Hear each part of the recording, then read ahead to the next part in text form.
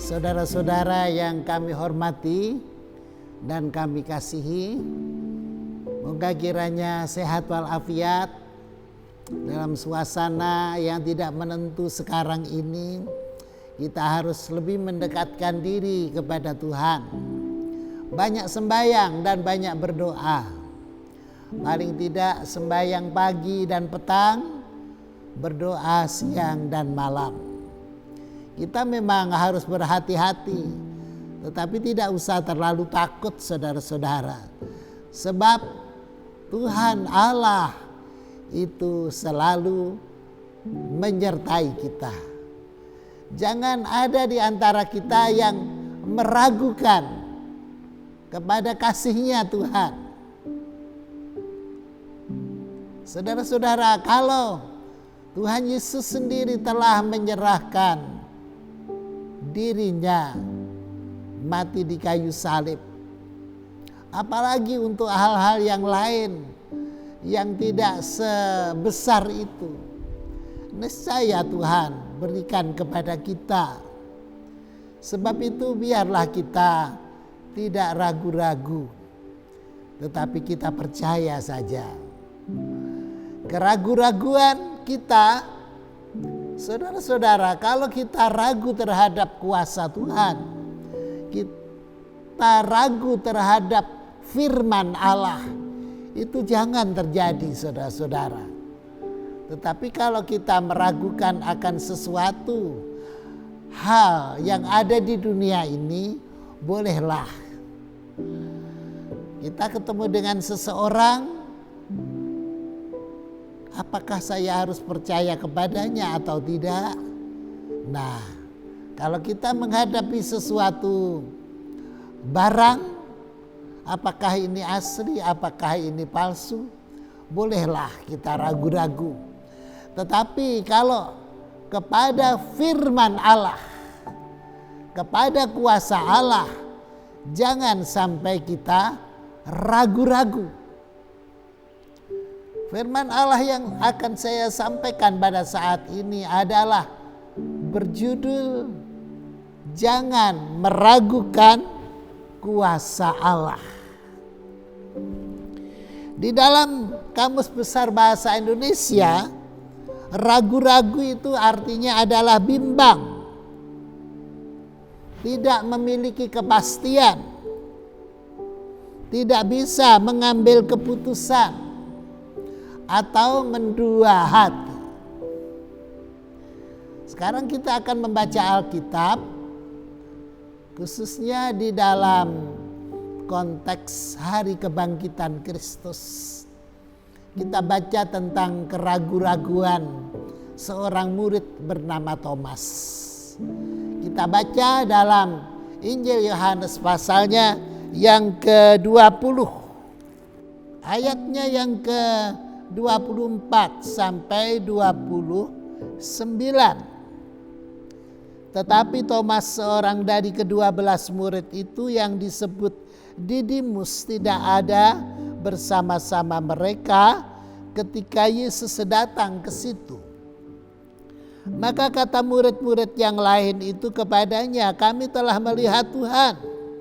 Tetapi Thomas berkata kepada mereka, "Sebelum aku melihat bekas paku pada tangannya, dan sebelum aku mencucukkan jariku ke dalam bekas paku itu, dan mencucukkan tanganku ke dalam lambungnya,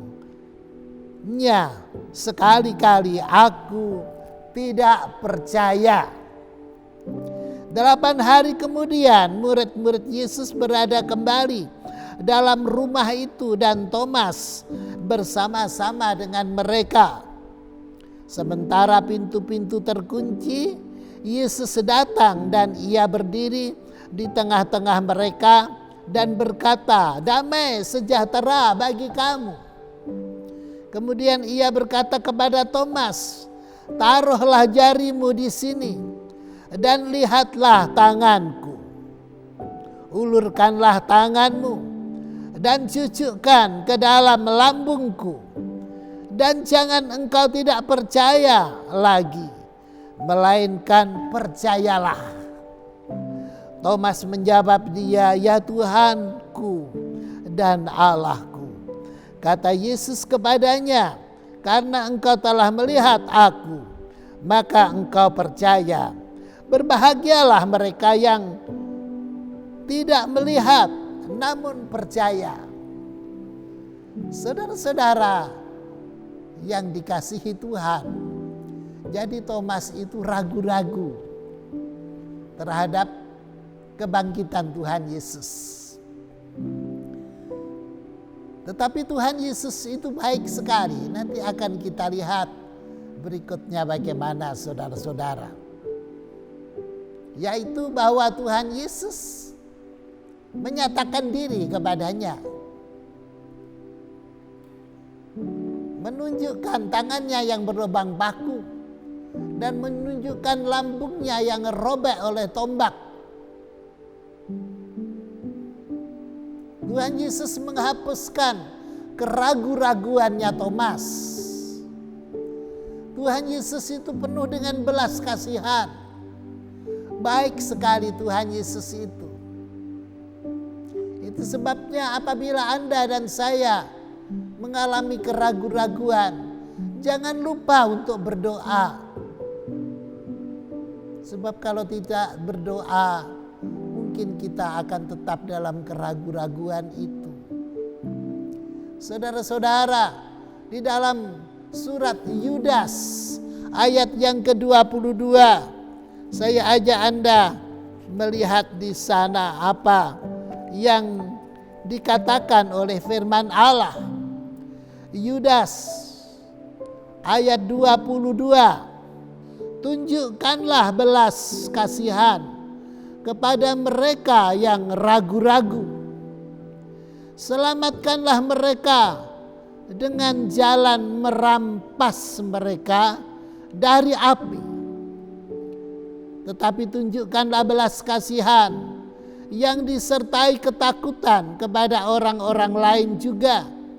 Dan bencilah pakaian mereka yang dicemarkan oleh keinginan dosa." Saudara-saudara, jadi ayat ini menyatakan berbelas kasihanlah kepada orang yang ragu-ragu. Jadi Tuhan Yesus datang untuk menghapuskan keraguan-raguannya Thomas.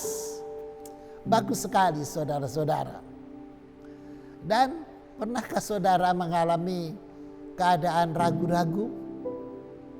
Saya pernah mengalaminya dan itu sangat menyiksa hati saudara-saudara. Keraguan-raguan itu sangat menyiksa hati. Hanya sayangnya pada waktu itu kenapa saya tidak berdoa. Seharusnya dalam keraguan-raguan saya harus berdoa dengan mencucurkan air mata. Tetapi mengapa tidak? Sehingga waktu pun berlalu dan bisa menimbulkan kekecewaan yang berkepanjangan. Saudara-saudara yang dikasihi oleh Tuhan, kalau kita meragukan kepada sesuatu hal yang ada di dunia ini, mungkin itu masih bisa dimengerti saudara-saudara. Tetapi kalau meragukan firman Allah, nah ini saudara-saudara, ini yang tidak bisa ditoleransi oleh Tuhan. Jadi jangan meragukan kepada firman Allah. Jangan meragukan kepada kekuasaan Allah. Ragu terhadap firman Allah itu datangnya dari iblis saudara-saudara. Di Taman Eden kalau kita baca kitab Kejadian pasal yang ketiga saudara-saudara, di sana ular datang kepada Adam dan Hawa. Adam dan Hawa sebelumnya telah diberitahu oleh Tuhan, sudah di warning, semua buah-buahan di sini boleh kamu makan, tetapi Yang di tengah itu jangan. Sebab apabila kamu memakannya, buah pengetahuan hal baik dan buruk, pada hari itu kamu akan mati. Nah, iblis datang dalam rupa ular dan kemudian membuat hati manusia pertama itu ragu-ragu. Katanya demikian, licik sekali iblis.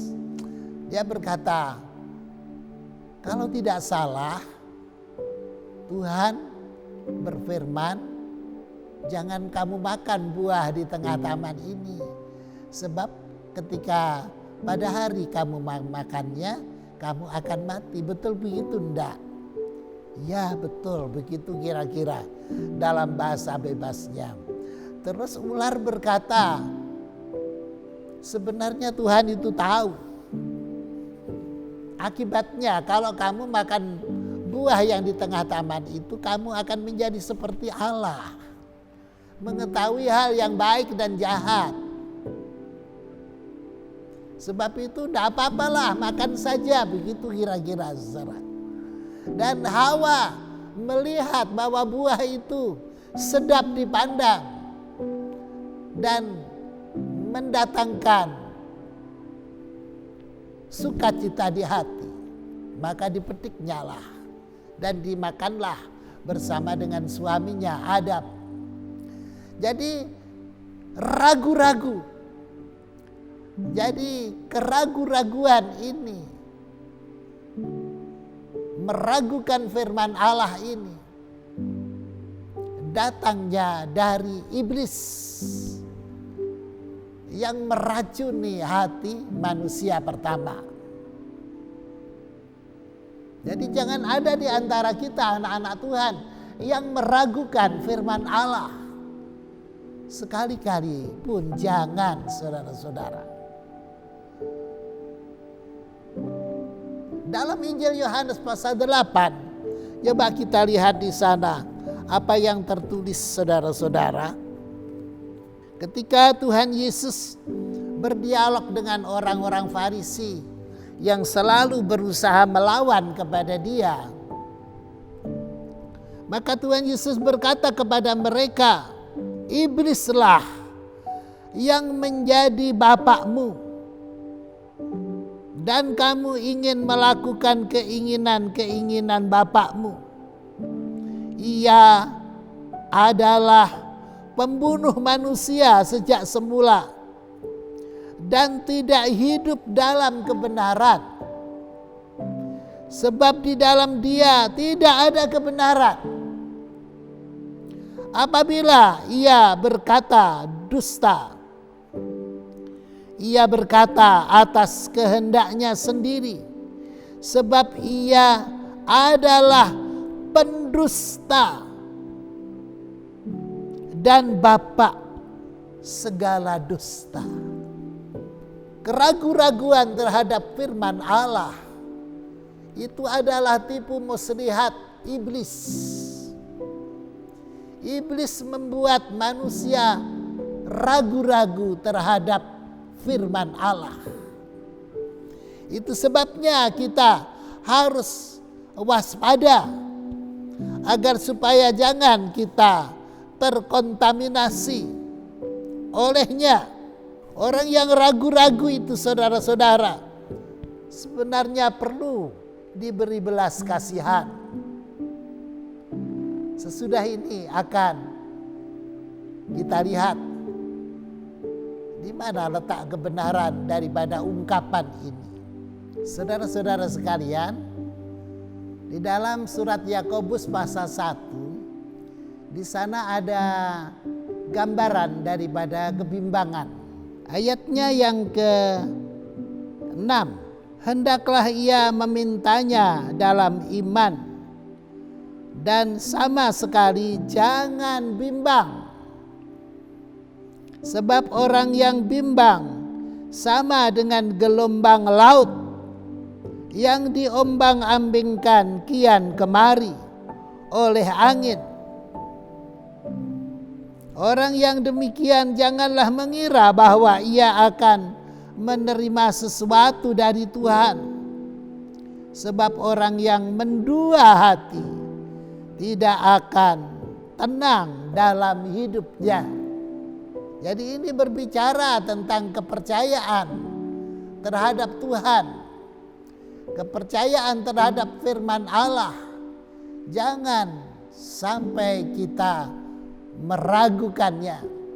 Sebab orang yang ragu-ragu itu ibarat gelombang yang bergulung-gulung ke sana dan kemari, tidak menentu arahnya. Orang yang mendua hati tidak akan tenang di dalam hidupnya. Kita mengambil contoh di dalam Alkitab, saudara-saudara, yaitu Rasul Petrus. Rasul Petrus dia itu hampir tenggelam ketika dia sedang bimbang. Pada waktu itu kisahnya dalam Injil Matius pasal 14 diceritakan bahwa murid-murid sedang berlayar pada waktu mereka mencari ikan. Kemudian Tuhan Yesus datang kepada mereka dan berjalan di atas air. Mereka ketakutan semuanya. Tuhan Yesus berkata, "Ini aku, jangan takut." Lantas Petrus dia berkata, "Kalau memang itu engkau, suruhlah aku berjalan ke situ." "Ya, baik, berjalanlah." Petrus pun turun dari perahu lantas berjalan di atas air menuju ke arah Tuhan Yesus. Tetapi sayangnya ketika sudah dekat dengan Tuhan Yesus, hatinya menjadi bimbang. Karena apa? Karena gelombang yang menderu di kiri dan kanannya, dia menjadi ngeri. Mungkin dia berpikir, kalau ini Tuhan, tentunya tidak usah ada gelombang seperti ini. Masa dekat dengan Tuhan kok ada gelombang yang menakutkan begini? Dia ragu-ragu, benarkah ini Tuhan? Begitu kira-kira. Nah, ketika ragu-ragu, dia tenggelam. Untung Tuhan segera menarik dia. Diangkatnya dan berkata, "Hai, kamu orang yang kurang percaya." Saudara-saudara sekalian, jadi memang keadaan-keadaan dunia yang menderu pada suatu ketika yang kita alami itu bisa menggoyahkan iman orang percaya, bisa membuat ragu-ragu. Aku mengalami ketakutan seperti ini. Apakah memang Tuhan tidak menyertaiku? Aku mengalami kegagalan seperti ini. Apakah memang Tuhan tidak menolong kepadaku? Jadi kadang-kadang bisa ragu-ragu, tetapi apabila kita meragukan pertolongan Tuhan, meragukan penyertaan Tuhan, meragukan firman Allah, pada saat itu kita berpotensi sekali untuk mengalami keadaan jatuh dan tenggelam. Nah, saudara-saudara, contoh yang lain adalah Raja Daud. Di dalam kitab Mazmur pasalnya yang ke-73. Saya bacakan dalam ayat yang pertama sampai beberapa ayat berikutnya. Sesungguhnya Allah itu baik bagi mereka yang tulus hatinya, bagi mereka yang bersih hatinya. Tetapi aku sedikit lagi maka kakiku terpeleset. nyaris aku tergelincir, sebab aku cemburu kepada pembual-pembual. Kalau aku melihat kemujuran orang-orang fasik, sebab kesakitan tidak ada pada mereka, sebab mereka sehat dan gemuk tubuh mereka. Mereka tidak mengalami kesusahan manusia dan mereka tidak kena tulah seperti orang lain. Sebab itu mereka berkalungkan kecongkaan dan berpakaian kekerasan. Saudara-saudara, dikatakan dalam ayat ini tadi pengakuan Daud bahwa aku hampir saja tergelincir karena cemburu. Melihat orang yang tidak percaya kepada Allah, mereka tampaknya diberkati oleh Allah. Hidup berkelimpahan, badannya sehat, setiap hari bersenang-senang. Seakan-akan mereka itu diberkati oleh Allah, dan Daud tidak begitu kira-kira. Ketika dia cemburu, ketika dia meragukan penyertaan Tuhan, saat itu dia hampir tergelincir, saudara-saudara. Nah, saudara-saudara, Daud mengajarkan agar kita tidak usah cemburu kepada orang fasik, orang yang tidak percaya kepada Allah. Jangan sampai berkata, buktinya orang yang tidak percaya kepada Tuhan Yesus, mereka juga diberkati oleh Allah. Jangan sampai kita berpikir begitu. Apalagi berpikir berkatnya mereka lebih besar daripada saya. Saudara-saudara, tidak usah kita berpikir begitu. Karena kita melayani Tuhan, kita mengikut Tuhan, memang kita harus mengalami penderitaan. Tuhan Yesus saja mengalami penderitaan, apalagi kita, saudara-saudara. Tetapi sebagaimana Tuhan Yesus mengalami kemenangan, kita pun juga pasti akan mengalami kemenangan. Jadi tidak usah kita meragukan pertolongan Tuhan. Saudara-saudara sekalian, lawan daripada kebimbangan adalah percaya. Di dalam kitab Roma pasalnya yang ke-4 ayat 20. Ini adalah teladan yang baik dari Bapak Abraham.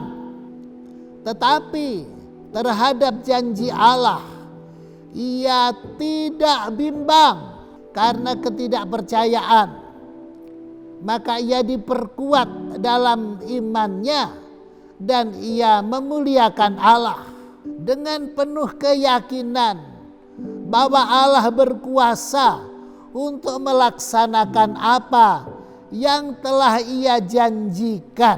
Saudara-saudara, jadi Bapak Abraham tidak bimbang walaupun umurnya sudah hampir 100 tahun.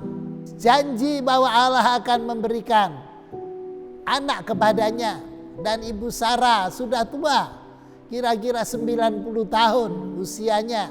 Tetapi Bapak Abraham tidak bimbang terhadap janji Allah yang pernah didengarnya belasan tahun sebelumnya. Kamu akan kujadikan sebagai bapak dari banyak bangsa. Keturunanmu akan menjadi seperti bintang-bintang di langit. Nah, saudara-saudara, Bapak Abraham percaya dan akhirnya dia betul-betul menerima apa yang dijanjikan oleh Allah. Karena dia yakin bahwa Allah berkuasa menepati apa yang dijanjikannya. Saudara-saudara, lawan daripada ragu-ragu adalah percaya. Itu sebabnya saudara-saudara, jangan bimbang. Mari kita percaya. Jangan ragu-ragu terhadap firman Allah. tetaplah beriman kepadanya. Tuhan pasti memberkati saudara-saudara semuanya apabila tidak meragukan kuasa Allah. Dan nanti kalau ada teman yang ragu-ragu, menurut surat Yudas tadi, tolong dikasihani. Kasihanilah, kuatkanlah imannya, hilangkanlah keraguan-raguannya. Saudara-saudara, itu sebabnya kita sendiri harus teguh di dalam kepercayaan kita kepada Tuhan. Jangan berubah, tetapi tetaplah percaya. Ku tetap cinta,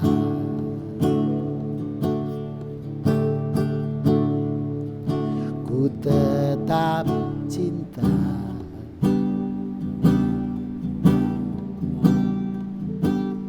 walau badai datang menerpa, ku tetap cinta.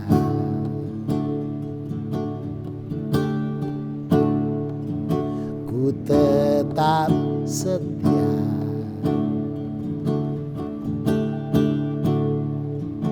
ku tetap setia,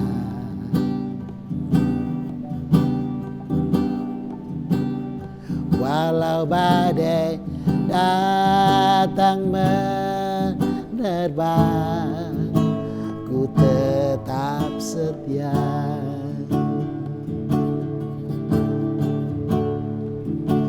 Terlalu banyak yang Tuhan telah beri, tak mungkin kan ku balas dari apa yang ku miliki. Sembahkan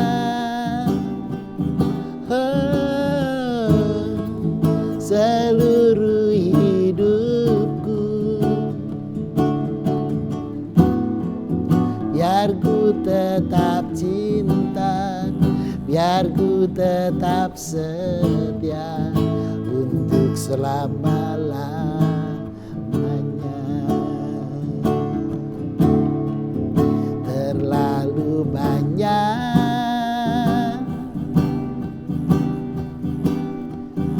yang Tuhan telah beri, tak mungkin kan ku balas dari apa yang ku miliki. Ku persembahkan seluruh hidupku, biar ku tetap cinta, biar ku tetap setia untuk selama-lamanya.